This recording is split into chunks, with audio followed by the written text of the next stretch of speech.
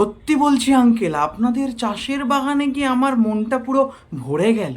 শুধু দেখলে হবে? হ্যাঁ, কত খাটতে হয় জানো ওই গাছগুলোর পেছনে। না সে তো, তা এত খাটাখাটনি কে করে আঙ্কেল ওদের বুদ্ধিমান ছেলে তো তুমি, ওর মতো তো না।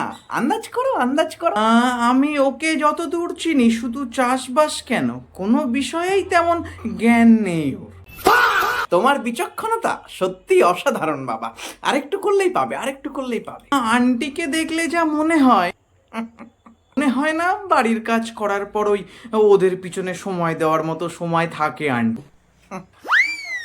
ঘরের কাজ করতে করতেই সে একেবারে ওই নাজেহাল হয়ে পড়ে। হলে তো বাকি থাকলেন আপনি আঙ্কেল।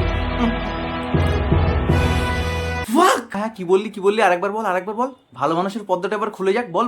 ফ্যান্টাস্টিক। এক্ষুনি ফাঁক বললি না? এইসব কথা বলতে নেই ভাই, তুই এখন সৎসঙ্গে আছিস না, আমার বদনাম হয়ে যাবে তো। কি বললো রে ও? হ্যাঁ, কি বললো রে? আমি বকে দিয়েছি আঙ্কেল, আর বলবেন। তুমি ওই কি যেন একটা বলছিলে বাবা? আপনার হাতে জাদু আছে আঙ্কেল, না হলে এত সুন্দর সবজি বাগান বানিয়ে সেগুলোকে আবার ওই পরিচর্যার সাথে ধরে রাখা কি চারটিখানি কথা? ছাড়া বলি না, কথা উঠলো বলেই বলছি। ছোটবেলা থেকেই আমি যে কোনো কাজ একটু গুছিয়েই করি।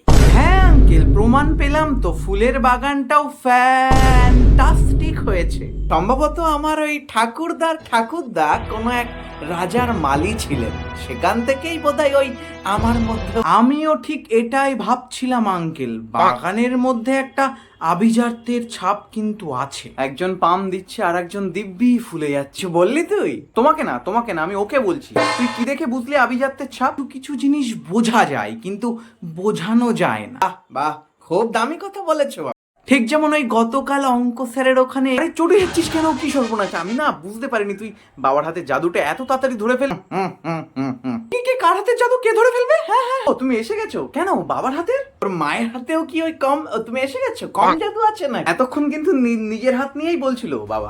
সুর তো ঠিক লাগছে না। আমার হাতে কি আর আছে? তোর মার হাত তো ওই অলৌকিক ক্ষমতার অধিকারিনী। একদম ঠিক বলেছেন আঙ্কেল, আন্টির যেমন ওই রান্নার হাত তেমনই আপনার। না বাবা, তোমার আন্টির হাতে যা জাদু আছে না, ওই যে ওই কি নাম, পিসি সরকার, ওনার হাতেও তা।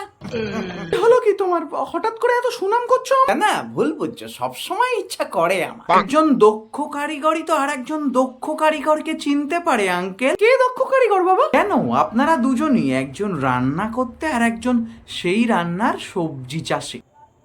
কি সমস্যা তুমি বুঝতে পারছো না? আরে বাবা যে ওই নিজের হাতে করে সবজি বাগানটা বানিয়েছে না কষ্ট করে, ওটাই বলছে। হ্যাঁ, গেল বোধহয় সব। এবার হয়েছে কি বলতো, ওই বিয়ের পর সব এক হয়ে যায় না, যা আমার তাই তোমার, যা তোমার তাই আমার। আমি ওই হিসেবেই বলছিলাম আর কি।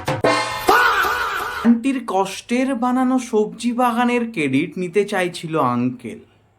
সবই ঠিক ছিল কিন্তু মাঝখানে ছেলে সেজে নিল বিভীষণ।